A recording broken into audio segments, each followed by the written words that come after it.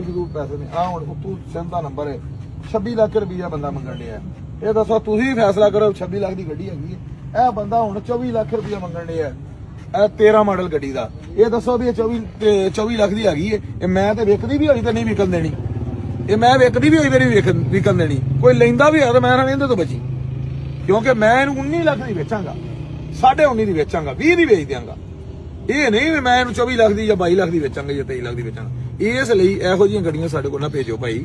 ਅਸੀਂ ਗੱਡੀ 50,000 ਮਾਰਕੀਟ ਨੂੰ ਸਸਤੀ ਵੇਚਨੇ ਆ।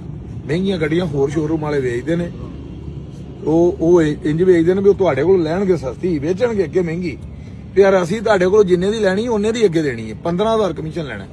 ਸਾਡੇ ਚੋਂ ਕੰਮ ਨਹੀਂ ਹੈਗਾ ਜਿਹੜਾ ਲੋਕ ਕਰਦੇ ਨੇ। ਤੁਹਾਡੀ ਮਿਹਰਬਾਨੀ। ਇਸ ਲਈ ਸਾਡੇ ਕੋਲ ਉਹ ਚੀਜ਼ ਭੇਜੋ ਜਿਹੜੀ ਮੁਨਾਸਬ ਹੋਵੇ, ਜਿਹੜੀ ਤੁਹਾਡੀ ਫਸੀ ਨਹੀਂ ਵਿਕਦੀ ਉਹਦਾ ਰੇਟ ਮੁਨਾਸਬ ਹੋਵੇ।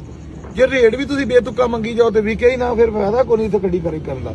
ਸਾਡੇ ਕੋਲ ਇੰਨਾ ਅੱਗੇ ਸਟਾਕ ਖਲੋਤਾ ਹੈ, ਰਾਖੀ ਕਰਨੀ, ਰੋਜ਼ ਸਫਾਈ ਕਰਨੀ ਗੱਡੀਆਂ ਦੀ, ਸਾਡੇ ਦੀ ਬੜੀ ਮੁਸੀਬਤ ਹੈ।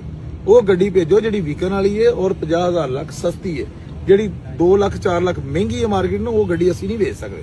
ਸਾਡੇ ਕੋਲ ਲੋਕੀ ਇੱਥੇ ਮੇਲੇ ਦੇ ਵਿੱਚ ਆਉਂਦੇ ਨੇ। ਮੇਲਾ ਮੰਡੀ ਇਸ ਚੀਜ਼ ਦਾ ਨਾਮ ਹੈ ਕਿ ਚੀਜ਼ ਸਸਤੀ ਲੱਭੇ।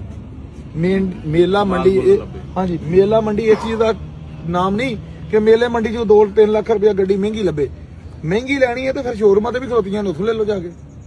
ਇੱਥੇ ਤੇ ਲੋਕੀ ਇਸ ਤੋਂ ਆਉਂਦੇ ਨੇ ਕਿ ਉਹਨਾਂ ਦਾ ਫਾਇਦਾ ਹੋ ਸਕੇ, ਕੋਈ ਮੁਨਾਸਬ ਗੱਡੀ ਲੱਭ ਸਕੇ।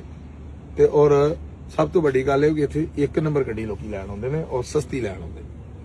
ਇਸ ਲਈ ਸਾਡੇ ਕੋਲ ਨਹੀਂ ਆਉਂਦੇ ਵੀ ਇੱਥੋਂ 2 ਨੰਬਰ ਗੱਡੀ ਲੈ ਜਾਣ ਜਾਂ ਮਹਿੰਗੀ ਲੈ ਜਾਣ। ਤੇ 2 ਨੰਬਰ ਤੋਂ ਵੀ ਪਰਹੇਜ਼ ਕਰੋ, ਸਾਡੇ ਕੋਲ ਨਾ ਲਿਆਓ।